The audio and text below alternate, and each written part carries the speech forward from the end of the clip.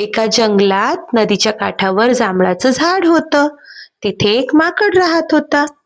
त्या जंगलात एक मगर आणि त्याची बायको राहत होती. माकड खूप दयाळू होता. तो त्या मगरीला रोज त्याचे जांभळं देत होता. जसजसे दिवस गेले तसतसे माकड आणि मगरीमध्ये चांगली मित्रता झाली.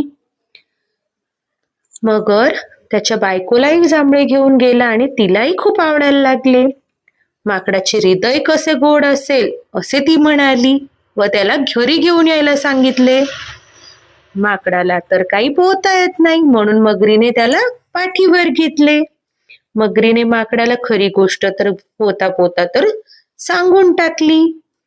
माकड खूप घाबरला, पण त्यानं त्याला मगरीला कळू दिले नाही व त्याने त्याच्या चातुर्याचा वापर केला.